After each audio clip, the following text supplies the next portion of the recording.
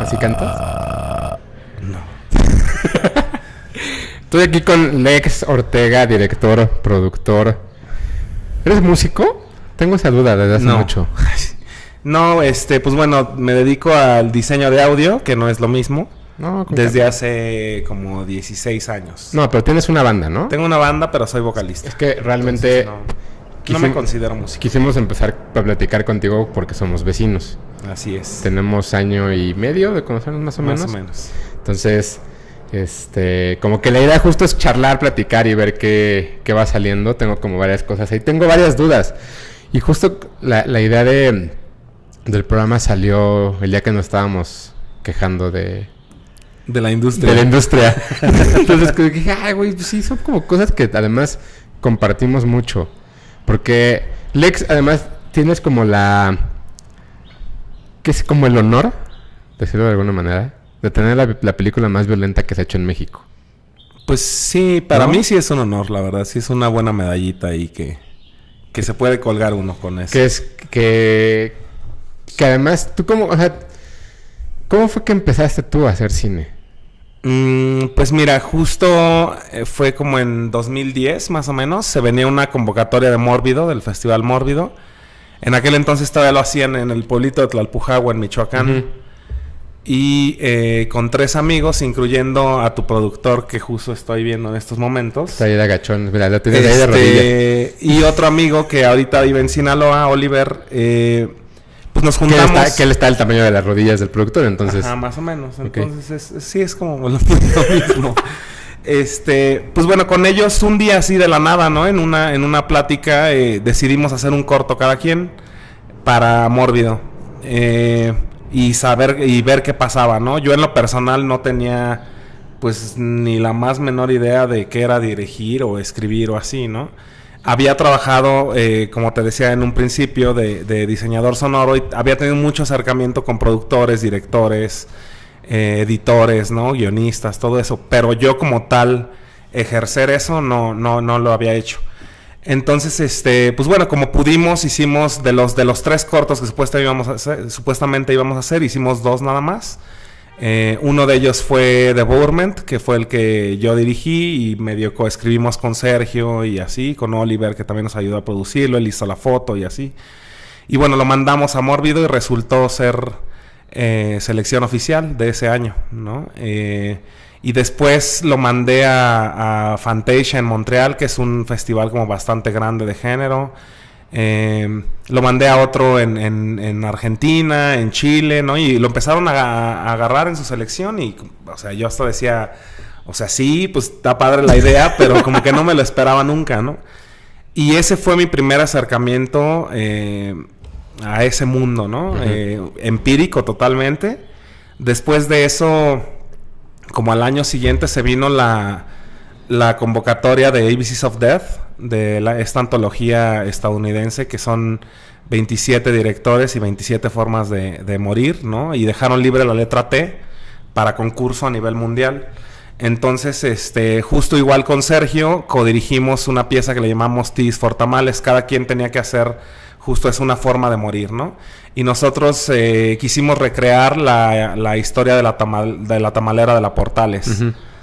Que es esta señora que supuestamente mató al esposo y lo cocinó en tamales y los vendió, ¿no? Entonces, se nos hacía importante que el nombre te remontara justo al país de origen y pues bueno, era como un detalle para los que conocieran la historia, pues ver de qué se trataba, ¿no? Que además en ese entonces fue como el momento importante violentamente hablando en la Ciudad de México, porque como que la leyenda urbana se convirtió en algo que sí empezó a pasar, ¿no? Pues sí, había de repente comentarios. También creo que en esa época era cuando se hablaba del pozolero, ¿no? Allá en Tijuana, de este personaje que deshacía los cuerpos del crimen organizado y tal. Entonces sí, se empezó a dar. También creo que tenía poquito tiempo, o no sé, la verdad desconozco exactamente cuánto tiempo tenía antes, pero también se ha hablado de algo similar, no exactamente lo mismo, en Mujeres Asesinas, en la serie de Televisa. Ya. Y también le llamaron, pero me parece que ahí lo hacía pozole o algo así al marido, pero era como más o menos el contexto, ¿no? Entonces, sí, como dices, había ahí ciertos referentes como por todos lados, ¿no? Y es mucho del cine gore, del cine de terror. ¿Cómo fue que llegaste? O sea, ¿cuál es tu primer recuerdo de una película de terror? Pues creo que las básicas, o sea, como en todo, incluso yo lo comparo mucho con la música, ¿no? A lo mejor a mí me gusta mucho el metal y el punk y así. Cuando empiezas a escuchar, pues empiezas a escuchar lo que está más a tu alcance, lo que daban en MTV, lo que, no sé, ¿no? Lo que está en la radio. Bangers en ese de entonces, repente, ¿no? exactamente, son como los éxitos o lo que está mediático, ¿no? Lo que está más palpable para ti. Si le encuentras el gusto, pues bueno, ya poco a poco viene de cada quien empezar a investigar, ¿no? Ir como hacia atrás. Yo lo primero que recuerdo haber visto en cine, por decir, fue Tiburón, y creo que fue como la 3 o algo así. O la 2 quizá, no sé, fue en 3D, eso sí me acuerdo perfecto. Antes fue la 3. Una experiencia, seguramente fue la 3. Y fue en estos cines que había en la Ciudad de México enormes, ¿no? Tipo el Venustiano Carranza o... La Raza. Exactamente, y de estos, que eran nuestros cines que teníamos aquí en la ciudad, ¿no? Que lamentablemente se han perdido. Y como digamos también, pues bueno, nací en el 80, entonces me tocó toda esta época del cine en casa, ¿no? De los VHS, un poquito de los betas y así. Y bueno, en ese sentido, pues recuerdo El Exorcista, Chucky, ¿no? Como todas estas que eran, como te digo, las más famosas. Después, un poco más grande... abrieron un videoclub cerca de mi casa donde vivía con mis papás y le robaba la credencial a mi mamá para irme a rentar ya cosas más extremas, Holocausto Caníbal y Brain Dead y... Que todos hacíamos eso. Yo me acuerdo mucho, había un videocentro ahí en Coyoacán y iba como en los veranos, en las vacaciones, iba y me paraba ahí, según yo, como para trabajar y me ponía a ver todo lo que estaban viendo los güeyes que estaban trabajando. Entonces me acuerdo que un día puso, no me acuerdo si fue Chucky 2 o 3, puede ser. Y me quedé clavado viéndola. Sí, y antes como que antes descubrías justo así las películas, ¿no? Así de boca en boca, o el típico de ir al Chopo, encargarlas y a los 2 meses te la traían, ¿no? ¿A los cuántos años empezaste a ir al Chopo? Yo creo que la primera vez que fui tendría unos 13 años más o menos, que fue mi primer concierto, me acuerdo, Metallica en el 93. Ok. Y yo creo que por ahí, por esas épocas, ya era cuando me iba como solo con mis cuates. 93, tenías 13. ¿Y vivías en dónde? En Iztapalapa, por el CCH Oriente. Ahí crecí. ¿Y esa travesía cómo era? O sea, ¿cómo llegabas al Chopo? Porque yo me acuerdo que llegar al Chopo, a menos de Coyoacán, era General Anaya y el metro. Sí, no, también en metro. Para empezar, era una travesía donde vivíamos, llegar al metro más cercano, que era el Metro Puebla, y eran como 45 minutos en pecero o en trole. ¿Pues dónde vivías, güey? Pues por el CCH Oriente, pero no estaba la línea A, por decir, en aquel entonces. Ahorita sí, ni el Metrobús que ya llega hasta Tepalcates, por decir, ¿no? Sí. No existía eso, entonces el metro más cercano era el Metro Puebla. Okay. Y era un pecero que atravesaba toda la Agrícola Oriental, entonces sí se hacía sus 40 minutos, claro. 45. Y de ahí igual el metro a Revolución y caminarle, o a Guerrero, ¿no? Que eran como las dos opciones más cercanas. Todavía eso de manejar. Si bien nos daba un aventón el papá de alguno de nuestros compas. Pues que antes, sí, a los 13 años, sí nos podíamos mover en metro. Sí. O sea, sí era completamente diferente. Sí era diferente. O sea, siempre ha habido riesgos en la ciudad, pero... no, sí, siempre. Pero quizá no los mismos, ¿no? No sé. Yo tenía una novia que vivía en... ¿Cómo se llama esta colonia? Bueno, por Santa Cruz Mellehualco. Uh-huh. Y me acuerdo que hacía 1 hora de ida y 1 hora de regreso. Sí, tal cual. Y escuchaba un disco en un Discman. Completito. Sí. De ida y otro de regreso. Y sí, nunca me pasó nada, pero justo te dices, o sea, como que también a los 13 años ir al Chopo, como que mucha gente igual ahorita le puede sonar como peligroso, pero pues es más seguro, según yo, ¿no? Sí, y aparte también yo creo que un poco por la edad, como que no dimensionas a lo mejor los peligros que sí puede haber, como dices, ay, no pasa nada y ya, ¿no? Y afortunadamente pues no nos pasó nada.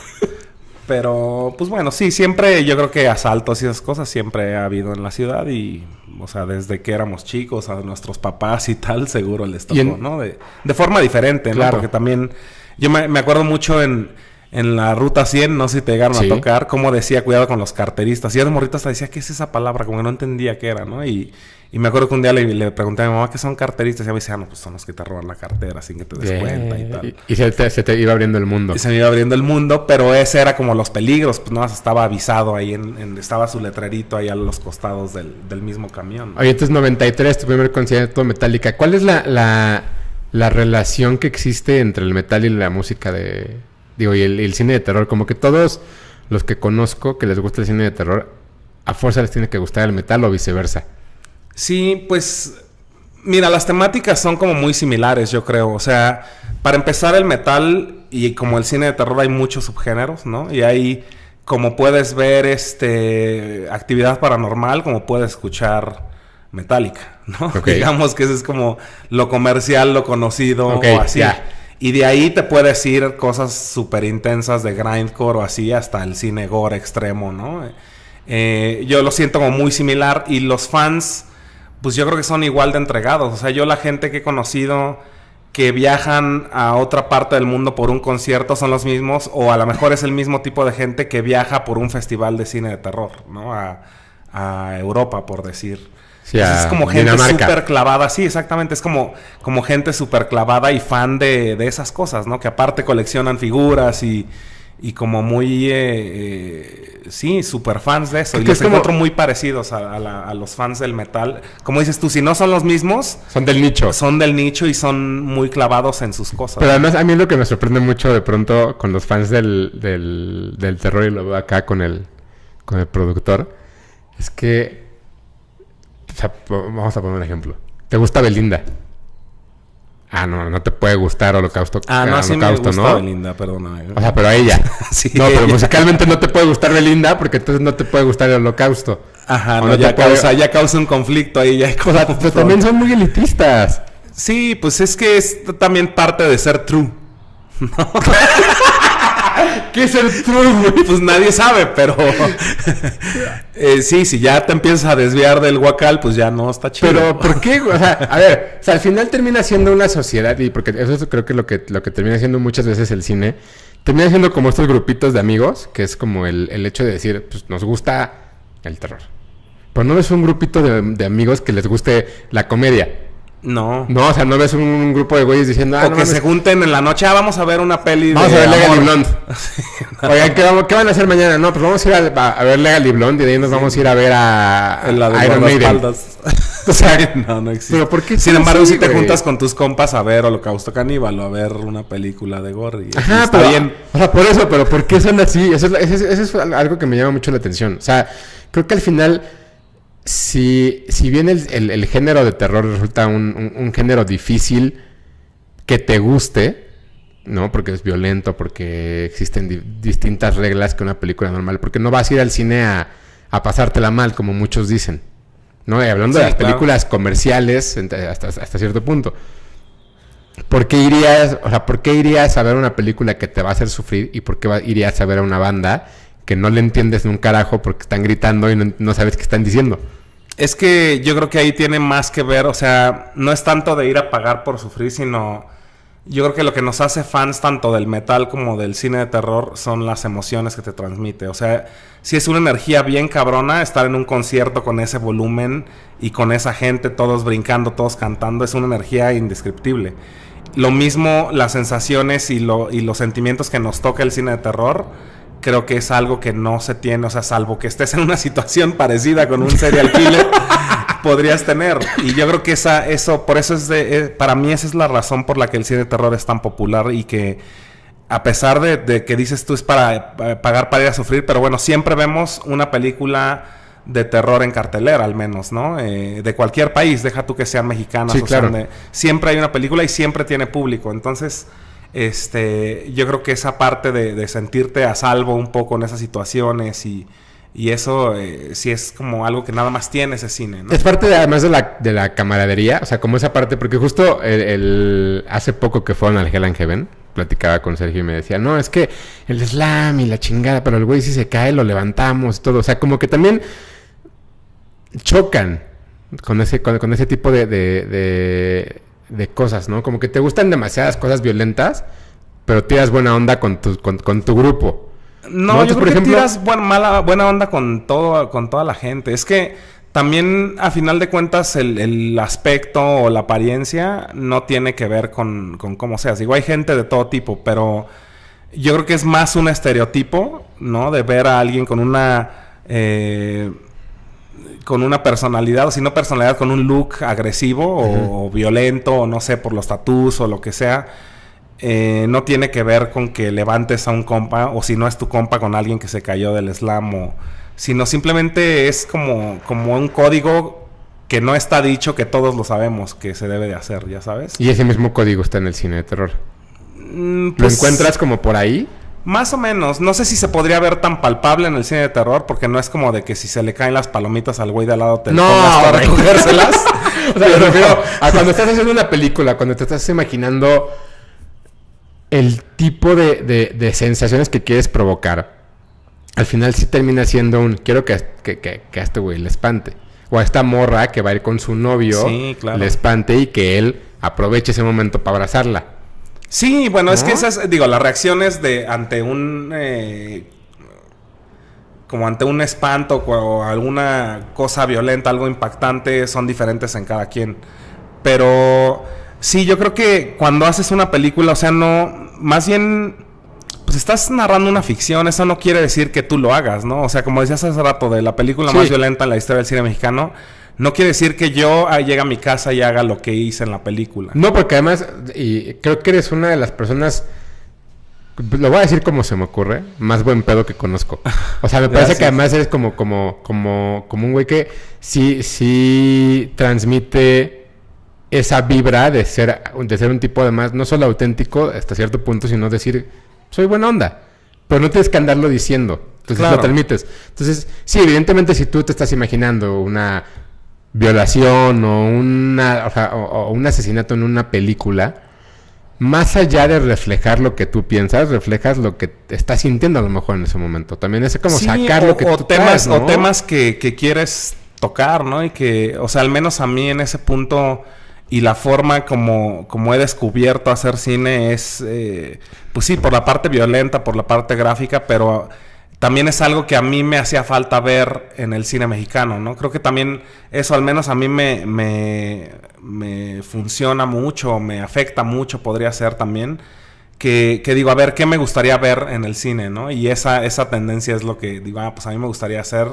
una película de tortura, ¿no? Porque no la he visto aquí en México, ¿no? Y eso me llama mucho la atención para hacer las temáticas o no sé, o simplemente algún tema que quieras hablar, que quieras explorar, que quieras gritarlo, ¿no? También yo creo que, como lo decía Del Toro, que el cine es una forma del agua, de expresión, de una forma del agua, no, una forma de expresión, una forma de comunicación donde puedes gritar las cosas así, ¿no? No, y vivimos en un país muy violento que al final creo que la mayoría de la población no se atrevería a matar a alguien, pero la minoría, justo como esa minoría, es demasiado violenta.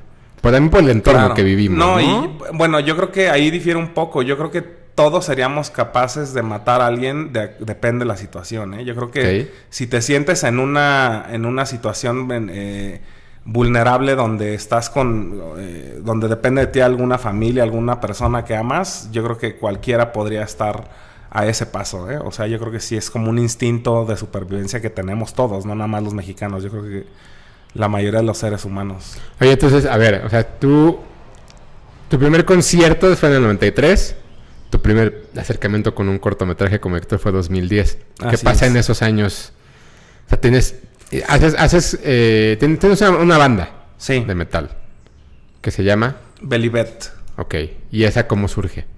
Bueno, esa banda en realidad es la segunda banda que tengo. Esta banda surgió por una invitación a una banda que ya existía. Habían batallado con vocalistas durante bastante tiempo, ¿no? Como que no habían encajado, ¿no? O hecho buena química entre los músicos y los vocalistas.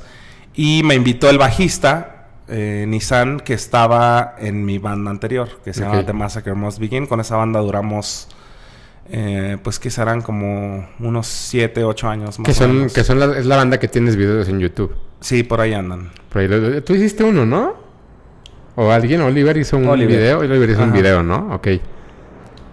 Así es. Entonces, bueno, en este lapso, pues sí, justo digamos que es un lapso bastante grande, desde los 13 años hasta los 21. Sí. Que bueno, prácticamente sí es lo que te define un poco ya tu carrera profesional, digamos como esa edad, ¿no? Tus gustos y tal.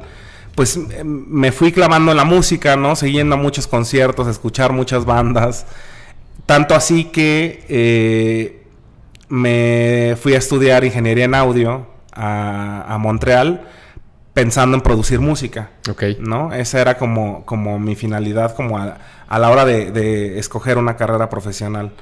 Pues bueno, estudié eso y todo. Cuando regresé a México, empecé a trabajar en varios estudios de grabación, pero desafortunadamente, pues bueno, aquí esa música no se produce tanto, o si se produce, no es tan pagada como para vivir de eso, quizás. Claro.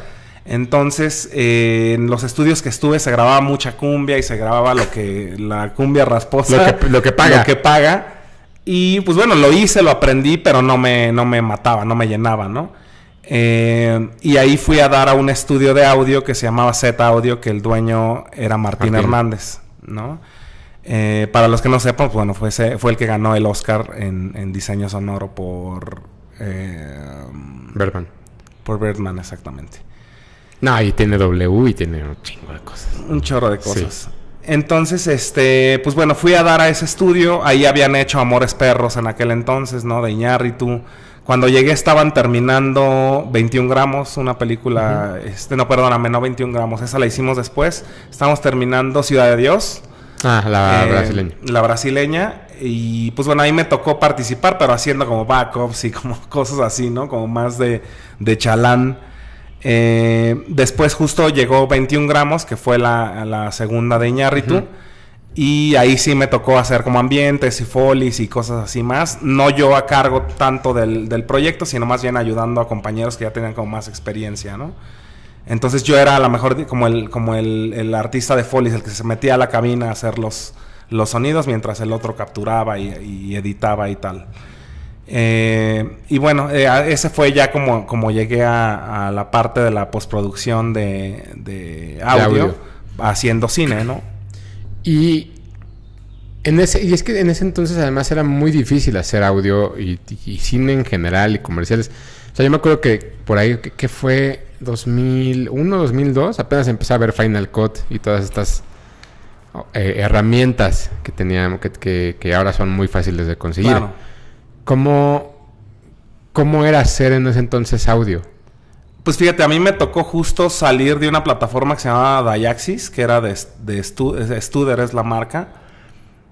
Y era ya digital, ¿no? O sea, aprendí a grabar en cinta en la escuela, como prácticas así, pero ya en la parte profesional, en Z, se usaba ese software que se llamaba Dayaxis y tenías nada más 4 canales mono. Era lo único que podías hacer. O sea, todo lo tenías que montar en 4 canales monoaurales. Y ahí sí me tocó pues reaprenderlo, aunque ya iba de salida, pero era la plataforma con la que trabajaban. Entonces, pues sí me tocó aprender eso. Y la transición al primer Pro Tools que llevaron al estudio, ¿no? Y de ahí ya yo estaba más familiarizado con el Pro Tools porque es lo que se había basado casi mi carrera todo el tiempo, ¿no? Era el software como el que usábamos todo el tiempo, y te enseñan algunos otros y eso como para que tengas un espectro más amplio, pero yo me sentía mucho más cómodo con Pro Tools. Entonces cuando ya en Z Audio hicieron esa transición de software, pues bueno, ya me sentía como mucho más cómodo, ¿no? Y ahí ya era con tracks infinitos y todo eso. En Dayaxis tenías que cargar, estaba la librería, digamos, de pasos, ¿no? Y tenías que buscar en una como sección amarilla, así pasos en madera. En un libro, para aquellos que no saben qué es la sección amarilla, porque seguramente hay muchos. Tenías que buscar como en un directorio así enorme, no sé, puerta de metal, ¿no? Entonces ahí te decía disco 320, track 15, index 3, ¿no? Entonces ahí te ibas a buscar luego disco 320 estaba quién sabe dónde, entonces... Claro, lo guardaron en la caja del 2. Exactamente. Ya era... para adelante. Bueno, esa era una de las reglas así de todos los discos los tenemos que guardar en sus cajas y ponerlos. Pero seguro pasaba. Pero siempre pasaba. Sí, claro. Sobre todo si acababan de usar esos discos, entonces era buscar estudio por estudio quién tenía ese disco. Chale. Y bueno, llegar, darle play en una grabadora de CD, bueno, en un reproductor de CD, y capturar cada... o sea, como regrabar cada sonido. cada sonido en el Dayaxis, ¿no? Y ahí lo ibas buscando para saber cuál era el que querías. Buscando. Entonces te ibas hasta el track 17 y todo, le dabas rec en el Dayaxis y le dabas play al CD player, entonces ya grababas cada efecto. Y así todo, ¿no? Si tenías que usar... O sea, para hacer un comercial de 20 segundos ya te imaginas el ambiente, los pajaritos, el carro que pasa, la gente caminando... Todo eso tenías que subirlo. Entonces era muy tardado hacerlo, ¿no? Y en el Pro Tools, sin embargo, metías el disco a la compu y te salían todos como es ahora. Claro. Te salían todos los tracks de la compu y exportabas el track 13 completito. O sea, era un avance que... o sea, vivir esa transición. Y era digital. O sea, no estoy hablando de grabar 3/4 análogo a grabar digital. Sí, ¿no? Era el principio de la era digital cuando... Digital y como masiva, aparte. Como ya de así hacerlo como en montón, ¿no? Como en ya sabes, como con esa facilidad. Que era cuando existía la XL1 de Canon y cuando empezaban realmente las cámaras handy, no de cassette, sino... Había incluso unas como de disco, de CD también. Sí, claro, ¿no? Ok, entonces terminabas de hacer eso a las 4 de la mañana. Sí. Y te vas a las 8 otra vez ahí. Horas laborales de 16 horas. Entonces, o más, ¿no? Para que aprecien la gente que luego dice, es que no tengo tiempo. Exactamente. No, es que tengo que esperar a que se suba el video. No, nada que ver. O sea, ahorita esperarte un render no tiene nada que ver. No, y cuando trabajabas contra video te traían el disco, la imagen en una cassette de 3/4. Entonces lo mismo, tenías que sincronizar la plataforma del Dayaxis con la máquina de 3/4, que nunca tuve muy claro cómo, pero me salía. Entonces, o sea, no tenía como claro cómo técnicamente sincronizabas físicamente un reproductor con un software, ¿no? Como que no me... Como se dice comúnmente al chile. Sí, pues sí. Oye, y entonces, en entonces todavía no agarrabas una cámara. No, en ese entonces no tenía ni idea entonces sales de Z. Salí de Z y seguí trabajando en varios estudios hasta 2010, que fue cuando hice... para 2010, pues bueno, empecé a trabajar en eso. Regresé de Canadá en 2002, entonces ya tenía 8 años más o menos haciendo audio. Y ya dejaste a un lado la idea de producir bandas en ese momento. Sí, no, desde el momento en el que encontré Z Audio y descubrí como la postproducción para cine, en ese momento seguí escuchando música y todo lo que tú quieras, pero ya no era mi aferre a querer producir eso, ¿no? Y seguías viendo el Chopo a buscar cosas y todo eso. Sí, a seguir comprando discos a lo güey y todo eso siguió. Ok, y entonces 2010... En 2010... ¿Haces los cortos? Fue el primer corto, sí. ¿Y cómo fue que surge la idea de hacer Atroz entonces? O sea, ¿porque eso fue 2013? 2014. 2014. Sí, bueno, 2014... es que se hizo... Ahorita les platico cómo fue. Porque digamos que Pues sí. De hacer este cortometraje de Tis for Tamales que les decía... después de eso como que dije, pues bueno, para esto le fue muy bien también ese corto. Tuvo muy buena recepción. Quedamos en 5º lugar como de 570 cortos de todo el mundo. ¿Tú votaste? Y espero que haya sido me mandaron el link para votar. Ah, muy bien. Pues tuve que votar. Exacto, muy bien. Entonces, sí, quedamos en 5º lugar como de 570 cortos de todo el mundo. Lo cual a mí la verdad es que me da mucho orgullo decirlo. Y a partir de ese momento como que dije, bueno, pues algo... Y también lo empezaron a pedir en festivales y cosas así. Entonces como dije, bueno, pues algo ha de estar bien hecho, ¿no? Después de esto, de esta cosa empírica y tal, pues algo ha de tener que a la gente le está llamando la atención. Y ahí fue donde me metí a estudiar al CUEC. Dirección de cine. No fue toda la carrera, sino fueron como cursos y diplomados y cosas así. Pero una gran ventaja que tenía, a diferencia de mis compañeros, yo ya era el niñote enorme de... Sigue siendo. Sí, no, pero más. Ah, okay. O sea, ahí era como el burro de la escuela, ya sabes, que como el que tiene 14 años y apenas va en sexto, así era yo. Así era yo en la escuela de cine. Todos mis compañeros estaban saliendo de la prepa, entonces sí querían estudiar cine y todo, pues yo ya tenía... Querían ser directores. Querían ser directores. Querían ser el próximo Woody Allen y descubrir todo. No, en ese entonces querían ser... ¿2000 qué? ¿2000? 2013, más o menos. 2012. 12, ponle. No, querían ser Wong Kar-wai. Sí. No, querían ser... No, todavía querían ser Tarkovsky. Tarkovsky o el de... No, Danny Boyle o como alguno así que iba... Nunca he conocido a alguien que quiera ser Danny Boyle. ¿No? Nunca he conocido a alguien que quiera ser Danny Boyle. O sea, no.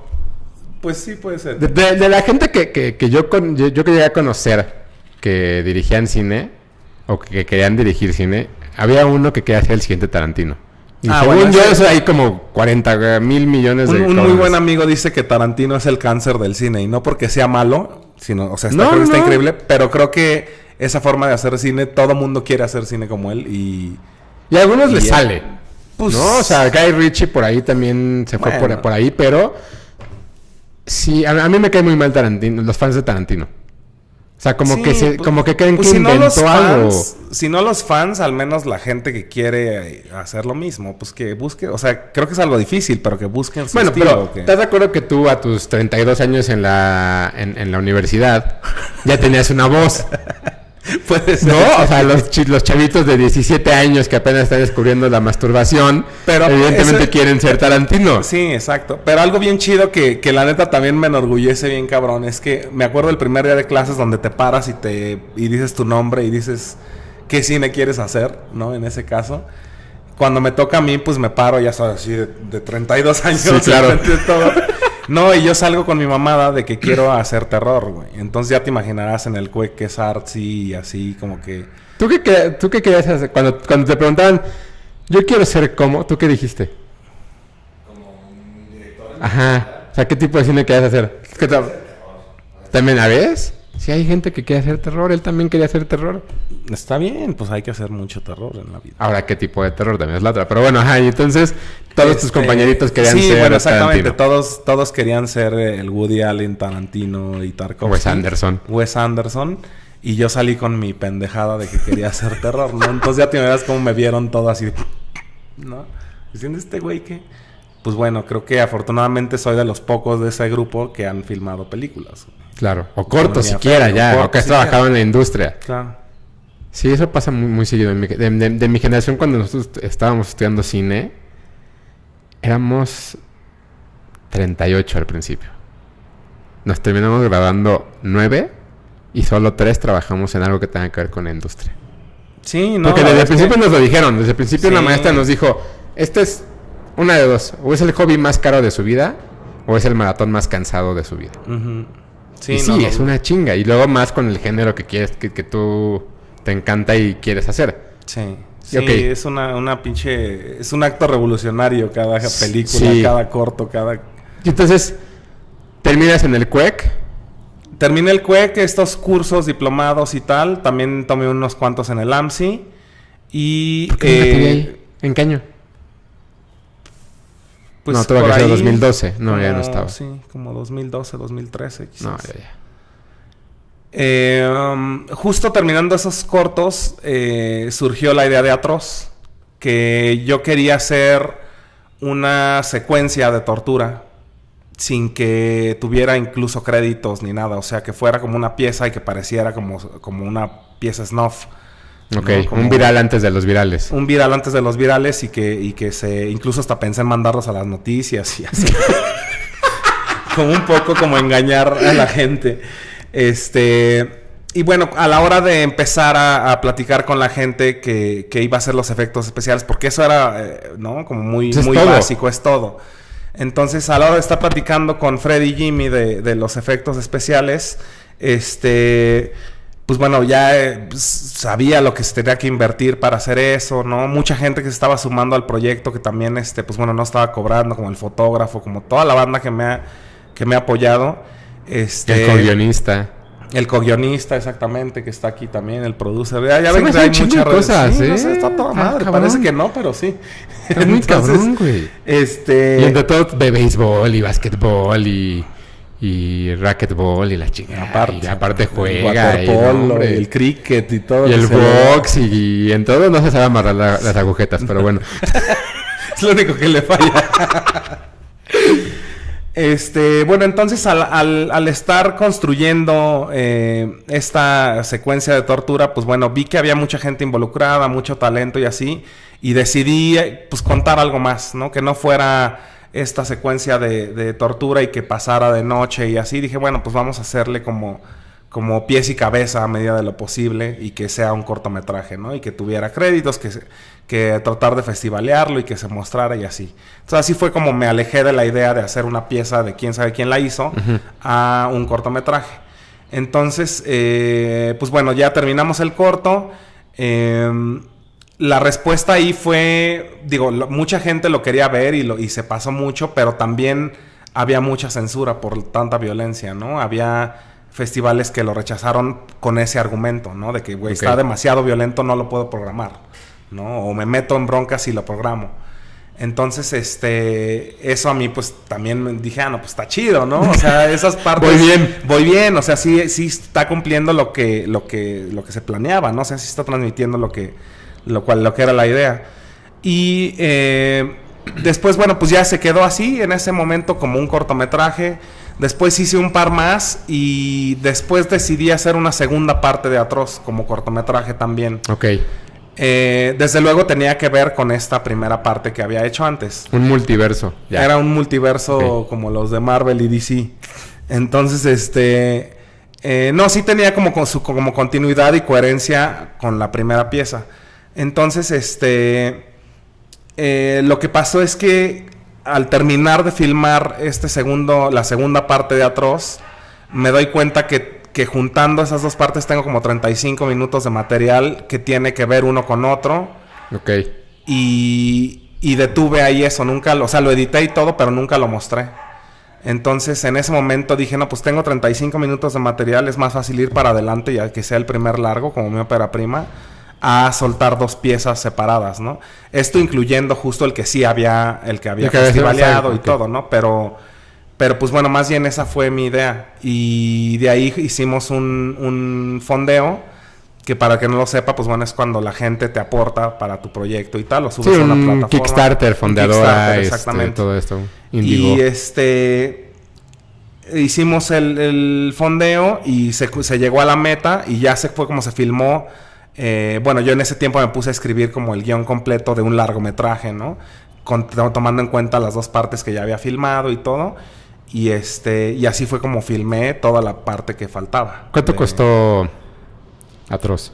Pues así en dinero, digamos en efectivo, que es lo que te gastas para filmar, fueron como, contando las primeras dos piezas, yo creo como 160,000 pesos. Si nadie cobró. Nadie cobró. Okay. Nadie cobró, se pagaba significativamente a algunos actores, ¿no?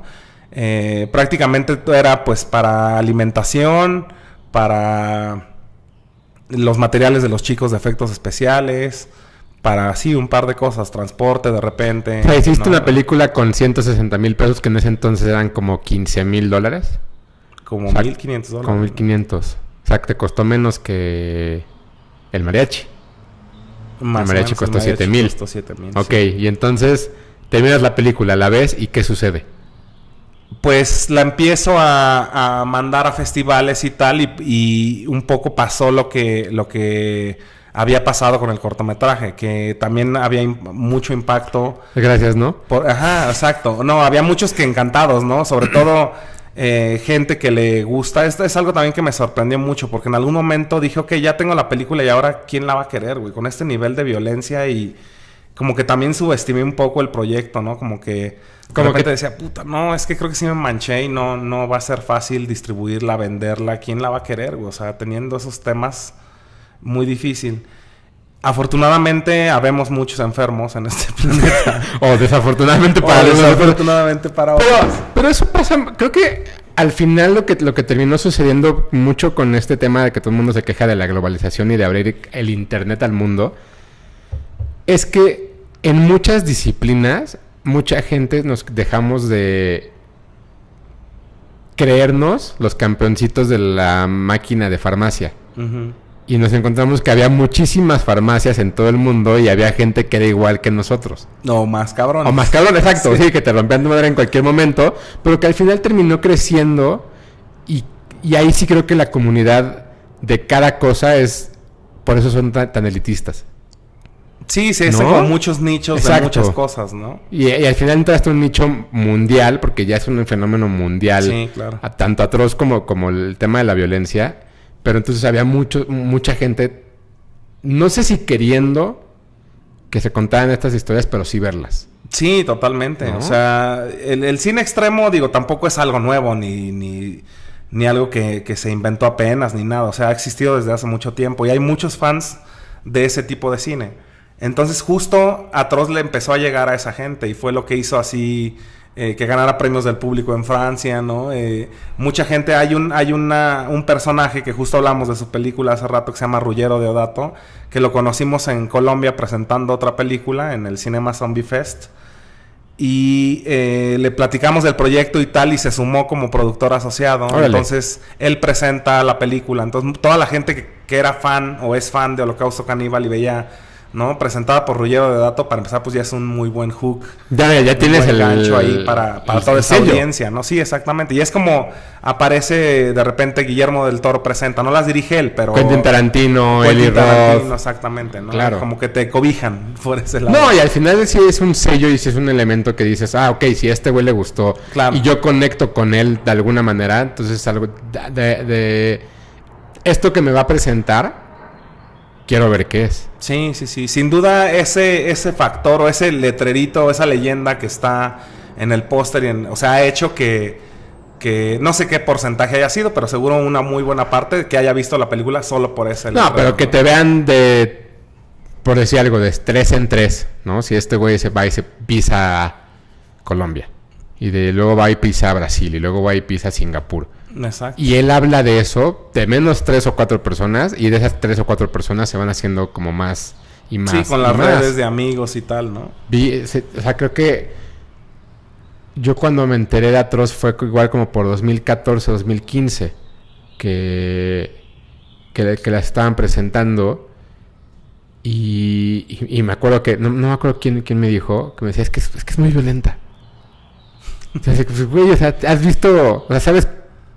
visto muchas películas como para decir, es que es muy violenta. Pero ¿de qué se trata Atroz justo? Porque creo que hay mucha gente que no la ha visto. Bueno, Atroz es la historia de 2 asesinos seriales que les encuentran unas cintas de video. Después atropellan a una chica, tienen un accidente de tránsito, y un policía les encuentra unas cintas de video, ¿no? Okay. Y cada cinta de video es pues cómo realizaron sus asesinatos y todo eso. Entonces, digamos que el estilo es found footage en esa parte de las 3 cintas. Y es donde está totalmente explícito, ¿no? Cómo llevan a cabo estos asesinatos. ¿No te cansa el fan footage? O sea, ya ahorita. Sí, creo que sí. Sin embargo, a mí me gustan muchas películas de fan footage. ¿Cuál es tu favorita? De found footage yo creo que está entre Cloverfield y La Bruja de Blair. Ok. Son como de mi top. Me gustan otras más, ¿no? Me gusta, no sé, el Troll Hunter, ¿no? Como, sí hay como varias, pero si me preguntas si en mi top, Sí. yo creo que sería esas 2. ¿Y cuál es una que no te guste tanto? Una que no me guste tanto. Yo, por ejemplo, en ese aspecto, El Último Exorcismo me parece terrible. Fíjate que a mí no me molestó tanto, pero no sé, creo que sí hay varias. Por decir, no soy tan fan justo como lo decíamos ahorita de las de actividad paranormal, que creo que entran dentro de... Ok. Sí, Dentro claro. de ese, salvo la 1, que creo que fue como un gran descubrimiento, ¿no? El Como fenómeno, el ¿no? fenómeno. Que Jason Blum produjo con $15,000. Sí. Hizo 67 millones y a la semana lo corrieron de Paramount. Nadie entiende por qué chingados. Y ahora ya fundó su compañía y ya tiene como... Y ahora ya es competencia directísima de Sí, Paramount. esa historia es impresionante. Sí, yo creo que ese sí fue y un poco como replicando lo que pasó con La Bruja de Blair, ¿no? Que también costó muy poco para lo que hizo en en taquilla y todo lo que sigue haciendo incluso, porque pues todas las ventas o VOD y todo eso, pues bueno, sigue generando ingresos, ¿no? Oye, y después de Atroz, llega un proyecto que creo que fue por el que nos conocimos al final, que creo que mucha gente quiere tanto ser parte como que quiere ver más, que es México Bárbaro. Así es. Tú eres uno de los... ¿Eres el creador, el fundador, o eres una de las piezas? Pues bueno, yo fui el que tuvo la iniciativa de convocar a los directores, ¿no? Tanto en la 1 como en la 2. Uh-huh.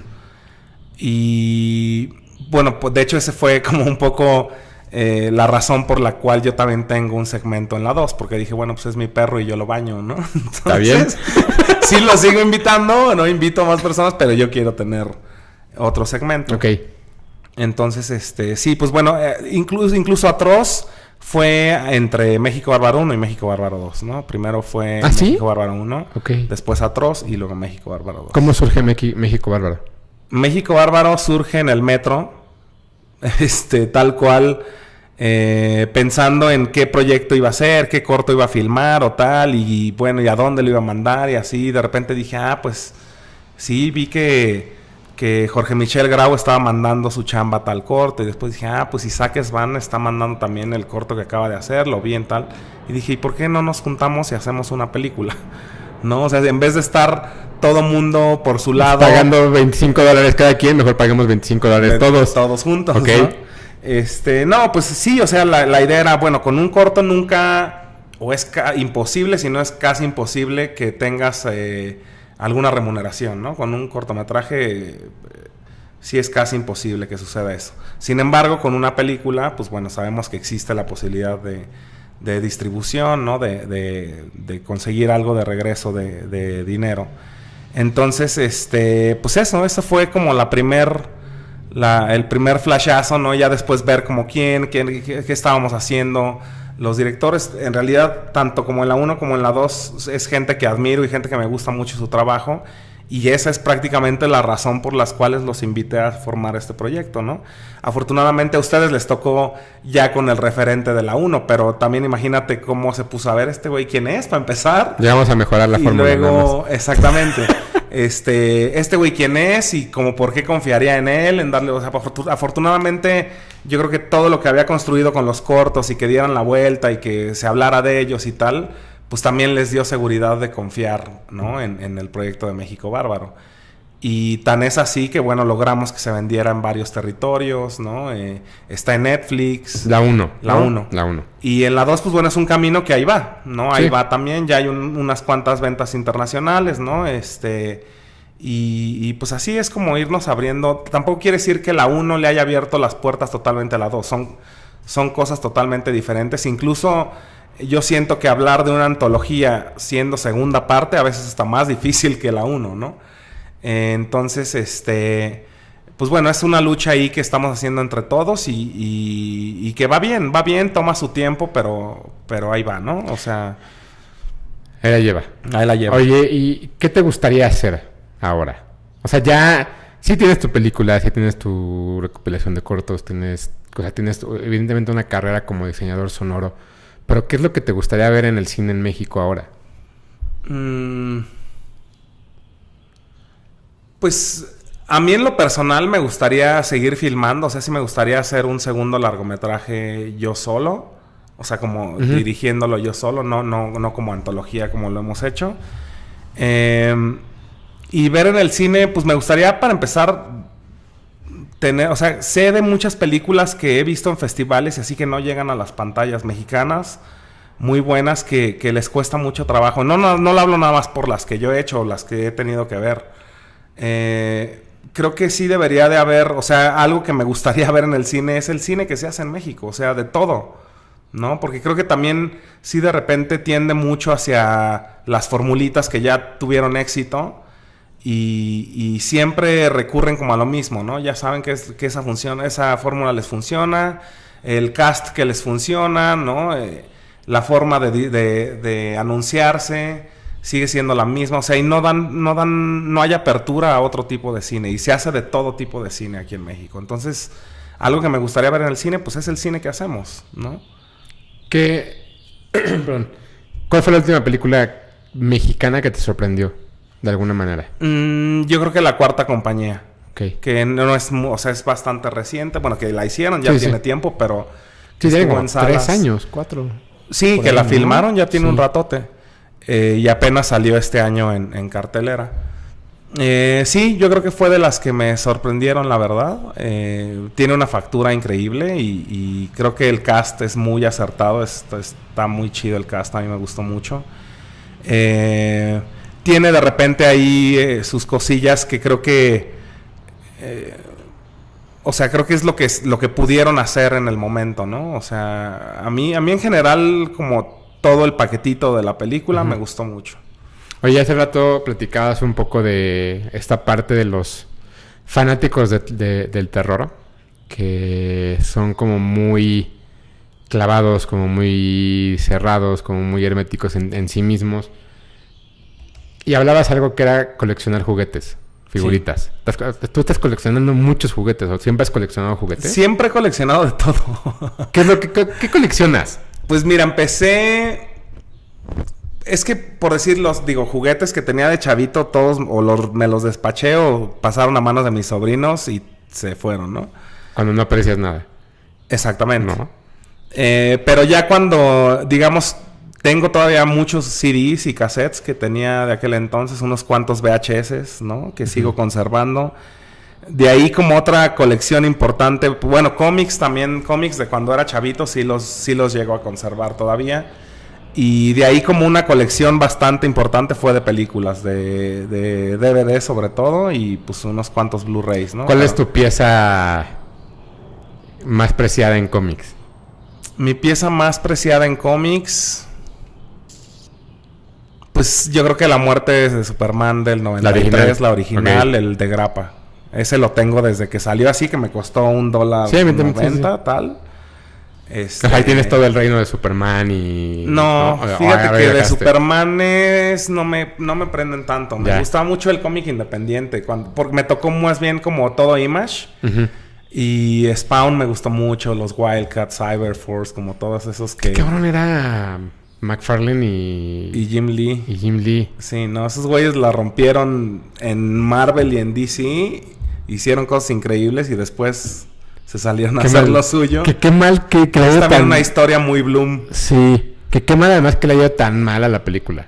¿No? A la de Spawn. Porque sí. Pues de ahí se cayeron... Yo creo que no fue el momento, ¿eh? Pues de ahí se cayeron Swamp Thing y Witchblade. ¿Quién hubiera sido Witchblade? No tengo idea. ¿Cuál sería el que...? Ahí creo que había algo y se les fue por... Sí. Por Spawn. Ok. El número de la muerte de Superman. Ajá. El de grapa. Ese, o quizá el Spider-Man 2099, el primero también, que tiene así el contorno rojo, como en aluminio. Como en croma, ¿no? Raro, ok. ¿Coleccionas tarjetas también? ¿Las tops? Unas cuantas, pero nunca completé nada así como importante. Eran tantas que no... las que me encantaban eran las Marvel Masterpieces, que eran hechas por Joe Jusko. Sí. Un dibujante increíble que las hacía como hiperrealistas. Yo tenía poquitas de esas. De esas sí tengo ahí unas cuantas. No la tengo completa, pero bueno, también esas son de las pocas que... Unas cuantas de portadas de Fangoria también tengo ahí. Que desde entonces también me llaman mucho la atención. Claro. Que además es que yo creo que tiene que ver mucho con eso. Con lo prohibido. Porque además Fangoria... las Garbage también... De Garbage Pile siempre Kids. fui... No, porque además lo de Fangoria pues era fayuca. ¿No? Todo eso era fayuca y era prohibido y todo eso era como de no lo veas, no lo toques porque los Garbage Pile Kids tienen veneno. El chicle de los Garbage que tenía droga. Exacto. Entonces como que también, o sea, es culpa de nuestros papás decirnos ese tipo de cosas. Es muy fácil eso y más ganas te dan de tenerlas o de verlas o de comprarlas. A lo mejor por ahí viene el gusto. Yo creo entre eso y entre las veces que me le caía a mi mamá. Yo creo que y las veces que te caes solito. Y las veces que te caes solito. Oye, ¿y de juguetes qué coleccionas? De juguetes, pues... Tengo una buena colección de películas de terror justo, ¿no? Que son más recientes, ¿no? Son, pues bueno...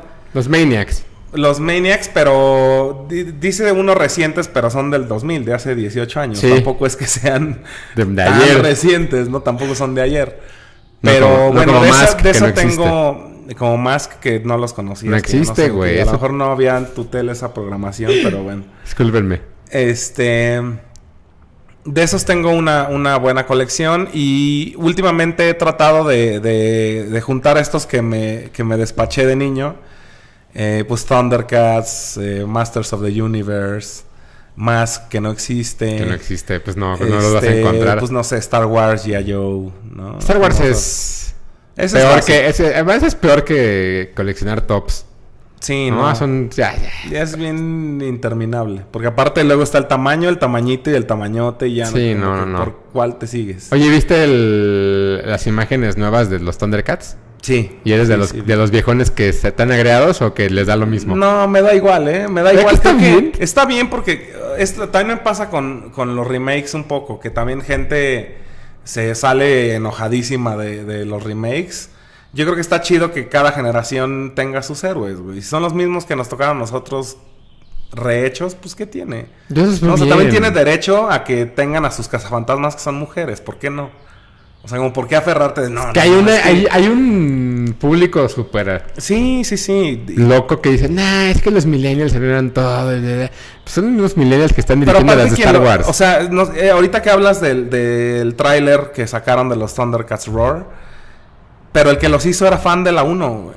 Y tiene nuestra edad, güey. O sea, el güey los vio y sabe perfecto de la 1 y tan los estudió que le dieron la chamba de hacer la nueva. Ajá, es que eso es lo que no logro entender. El que diga es que el que los hizo no sabe, porque no mames, sabe hasta más que tú, carnal, porque a él le dieron la chamba de hacer los Thundercats. ¿Sabes cuántas veces tuvo que ver la original? Y si no es que la vio desde niño, entonces... Justo ayer tenía una discusión antes de ver Han Solo con unos güeyes que ya decían, la viste y no ya la vi. viste. No, pues no van. Producer, por favor, córtele. Jugaban, ¿no? Tenían juego. Sí. Entonces no los puedo llevar, no los puedo interrumpir de sus actividades deportivas de hombres en mallitas. Sí. Que tenía esa discusión porque decían, no, es que pues Thundercats, o sea, sí está chido, pero pues es que también estos güeyes, ¿qué les pasa? Que hagan cosas originales. Pero, o sea, ¿en qué le afecta? No logro entender en qué le afecta a la gente de 39 años sí, que un güey esté trabajando en un proyecto que no va a ser original, que no ha visto, que no sabe siquiera si va a ser igual o peor o lo que sea, pero que ya le arruinó la infancia según él. O sea, ¿qué infancia tuvieron como para que una caricatura te arruine la vida? Claro. No, es que también, no sé si a lo mejor en nuestra... Bueno, no, sí nos llegaron a tocar remakes de, por decir, de La Mosca. Pues de... ¿Y tú crees que... La Mancha Voraz. Ajá, o sea, ahí ya no le arruinaron la infancia a nuestros papás, ¿o qué, güey? O sea, si te pones a pensar, yo creo que más bien no había esa clavadez, güey, ¿no? Como, pues no importaba. Como que no importaba, no importa. Exactamente. No, yo creo que la gente le gusta sentirse ofendida ahora. Sí, también. Y todo el mundo queremos opinar de todo, ¿no? Como es muy mediático de, es que me cae esta madre. Dilo, me quedé en la punta de la verga. Como que... Anaya o cualquier vas a votar cuando no es cierto. Sí, yo creo que también es muy fácil opinar. Antes como pues no te había ni celular ni nada, pues nadie te pelaba tus opiniones. Y como que no las podías decir, al menos que no fuera en un grupo Thundercat ochentero. En un chismógrafo. En un chismógrafo, exactamente. Es que me sorprende mucho eso, porque además sí vivimos en una época en la que los remakes salen cada 2 semanas. Sí. ¿No? Entonces, pero, pero ¿por qué la gente le afecta tanto? Ahora, regresando un poco también ya a la parte de lo que estás haciendo, sigues haciendo diseño sonoro. Sí. ¿No? ¿Qué estás haciendo ahorita? Es como mi día a día. Estoy trabajando, estamos ya por entregar la última película de Adrián García Bogliano. ¿Estamos quiénes? Platícame de LSD. Con mi socio Luis Flores y Gus Cuevas, que son como los 3 que trabajamos en LSD. Y estamos terminando esta película que se llama Svart Circle y fue filmada en Suecia. El director es argentino, Adrián García Bogliano. Y creo que hay como varios productores de varias partes del mundo. Hay creo que alemanes y norteamericanos y cosas así. Que ya entramos el otro día con el teléfono a grabar un poquito, ¿no? No, está prohibido eso. Entonces, pues en eso estamos haciendo también un cortometraje de Faride Schroeder, que es una chica directora de aquí de México. Y pues ya, digo, y publicidad y cosas así como del día a día, ¿no? Pero digamos que proyectos como de cine y eso son los que estamos trabajando ahorita. Y ya, se nos acaba. Por ahora. Ok, bueno, pues muchísimas gracias, Lex, por venir, No, ¿de por qué? platicar. Un gustazo. A ver si se vende esto. Estuvo muy divertido. Cómprenlo porque... Sigue sin nombre. Sigue sin nombre. Pensaba... ¿Tú tienes algún nombre para algo así? ¿Tú? ¿Se te ocurre algo? No, no sé. No sabemos. Podemos ver qué. No Yo pensaba en NTA. Que es NTA. No Technology Allowed, porque no tenemos ni un teléfono ni una computadora enfrente. Eso Nos está sentamos chido, a es pura platicar plática. sin ningún pedazo de tecnología enfrente. Eso me parece. Bueno, ¿dónde te O sea, encuentran podemos tirar esto. ¿Dónde te encuentran en redes? Pues no soy muy de Twitter. Aparte ya va de salida y nomás lo usa Trump. Según tú. Entonces sí. Porque yo soy mayor, más Sí, old school, sí, sí. güey, ¿no?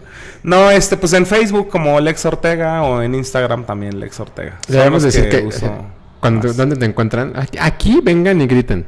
Griten en la calle ahí y ya que le atinen A ver, ¿en quién cuál? sabe. ¿En Iztapalapa o en Narvarte? En Iztapalapa, que se den un rol ahí Bueno. a Santa Cruz. No, o sea, el tianguis de Santa Cruz sigue siendo una joya, eso que ni qué. ¿El qué? El tianguis de Santa Cruz me Es revuelco. impresionante. ¿Es el que es como de 2 kilómetros? Sí. En eje 6. Y da como la vuelta a un deportivo y también ya dentro del deportivo se ponen y eso. No, está eso ya increíble. me da A mí me mucho. encanta chacharear. No, a mí me da miedo ya ir hasta allá, pero bueno. Muchas gracias. No, de qué, un gusto. Bye. Bye.